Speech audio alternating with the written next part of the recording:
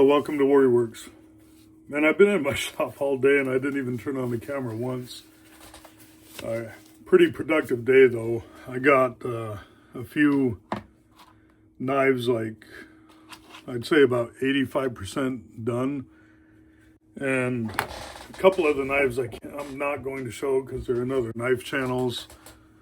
And I want them to be able to show those first. And I'll be done with those here within the next few days. But I'll show more of this when it's finished.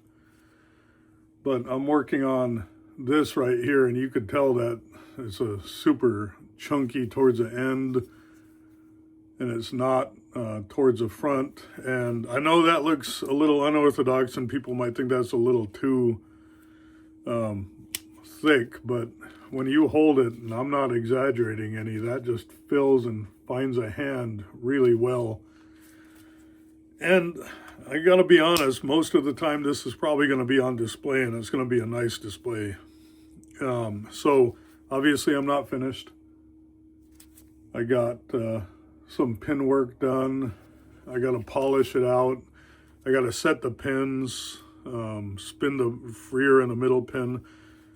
But if it's not apparent, this is a case trapper that I removed the rear bolster and made into a barehead.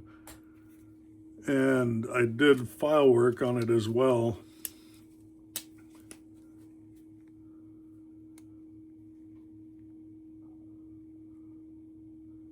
And I'll show more of this when it's complete. I still want to clean up the spun heads a little more, do more sanding. But the final sanding will happen. I'll do rough sanding before I put the pins in, make sure the sides down here, rounding it off where I need to round, where I want to round it off. I'm not going to take any more off right here, but I might bring it in just a little bit right here. But at the same time, I don't know if I will, because it flows pretty nice, and if I take too much on this side, the stag on this won't show up anymore, or won't, it'll start coming away, and it won't be, this side comes up a little bit further on the show side, and I just want to be able to keep that there, and I think it looks pretty cool. But that's one of the ones I was working on.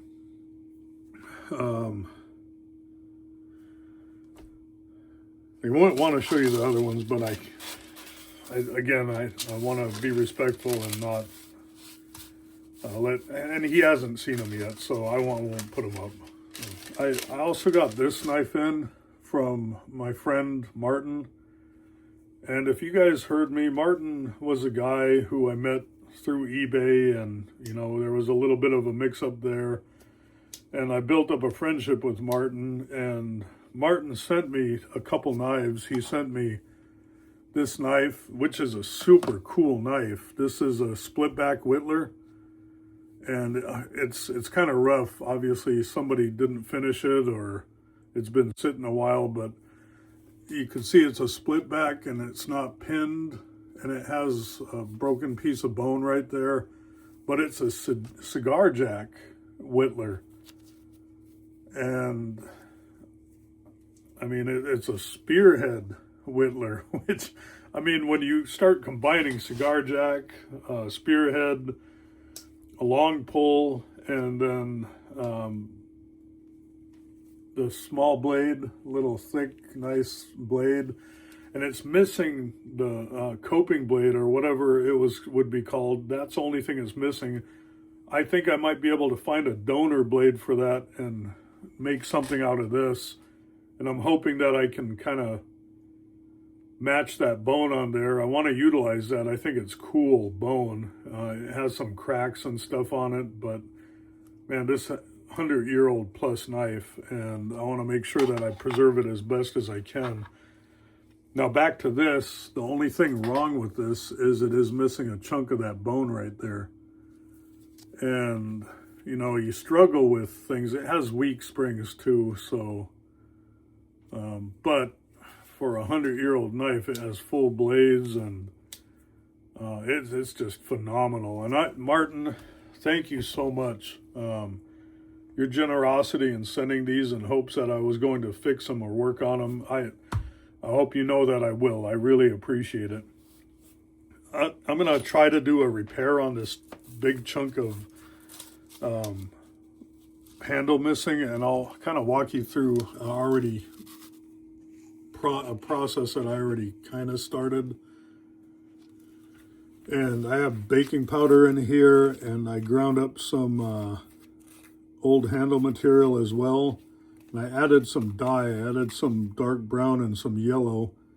And I got this hue right here. And I don't know if that's going to match yet. And part of what I like to do before I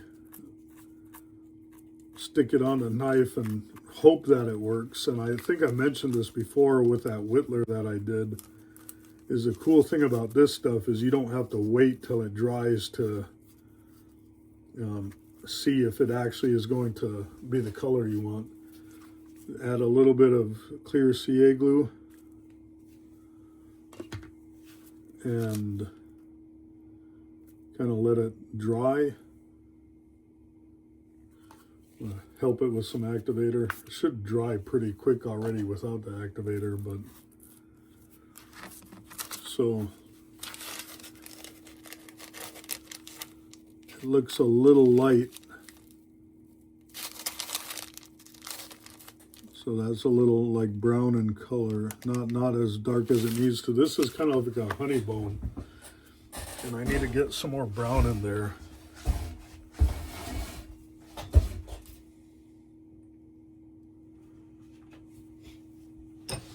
And this dye packet, this epoxy dye packet, has some weird names. This is called Tawny, but it has a picture of brown on the label, so I'm assuming that that's brown. At least that's what it came out when I mixed it. So I added a couple drops in there. Just going to mix it up a little bit more thoroughly.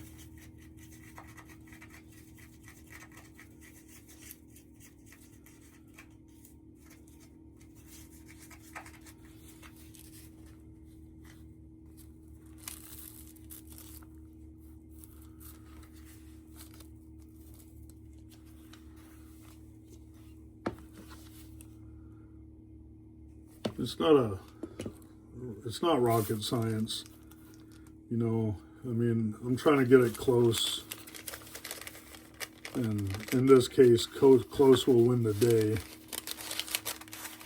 It looked better than just kind of guessing. And worst case scenario, we can take this out, I think. Not fairly easy, but easy enough. But let me, because that's kind of hard to see, it looks like it's pretty close, a lot closer than the first one. Because it gets hard, we can polish it a little bit.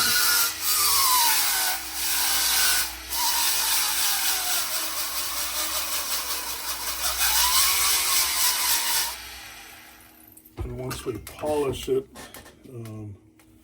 we get it a little wet, we can see how it looks like when it dries or when it's buffed out. So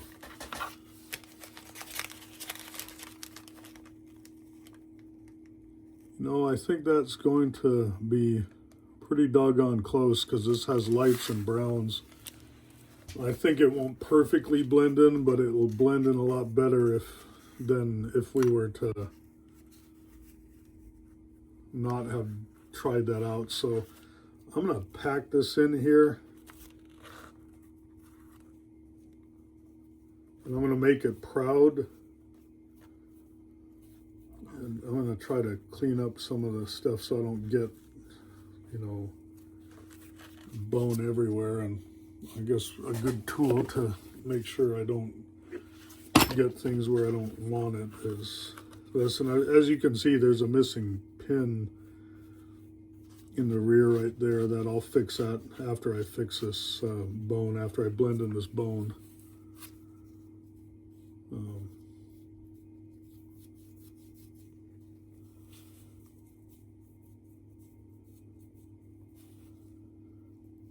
But my whole goal for this is kind of just to get it packed in there. I'm pressing it in. It's kind of a little moist from that dye. Of course, it's a powder. It's bone powder and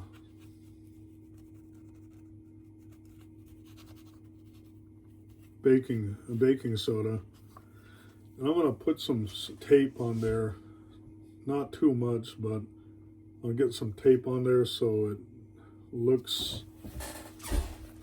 one second, I'm going to reach.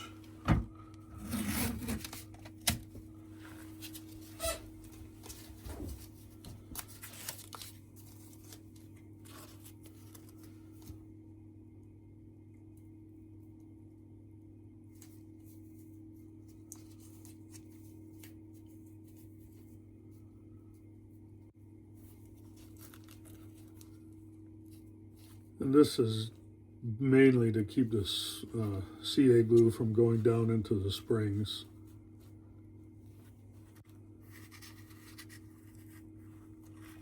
I guess I could have put it on after I built it up a little bit more.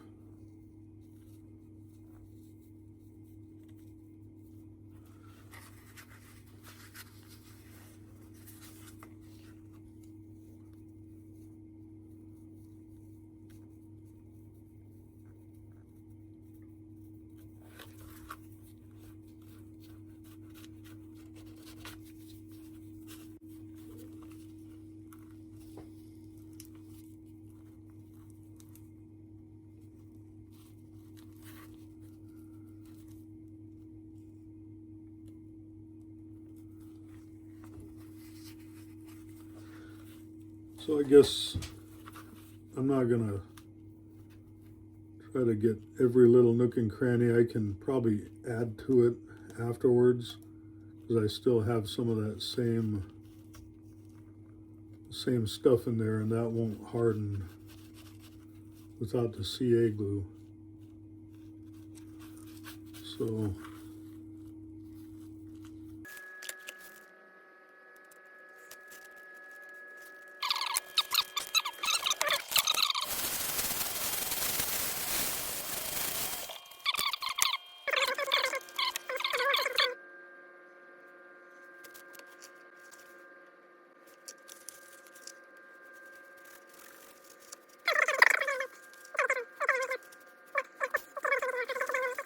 picking that up.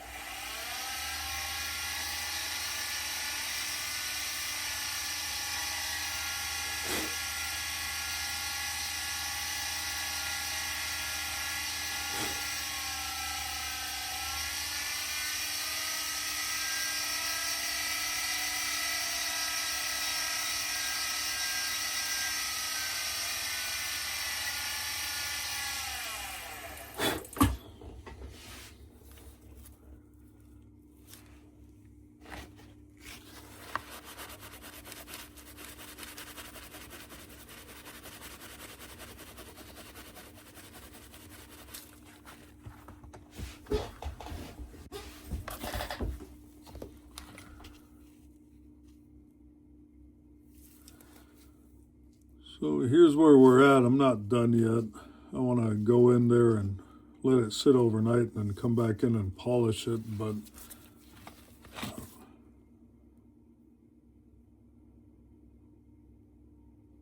I'll put a before and an after picture.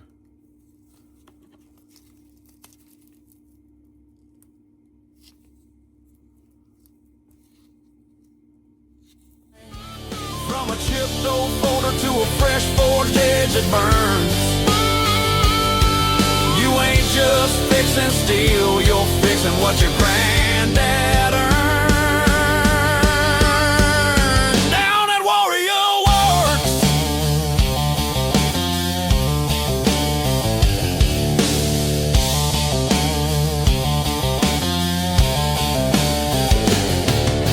Firelight dance on a withered face, Silder's voice rolling through the room.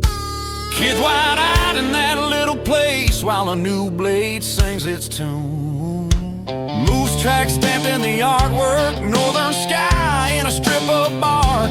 He said steel, hide, story, and soul work all get sharper in the dark.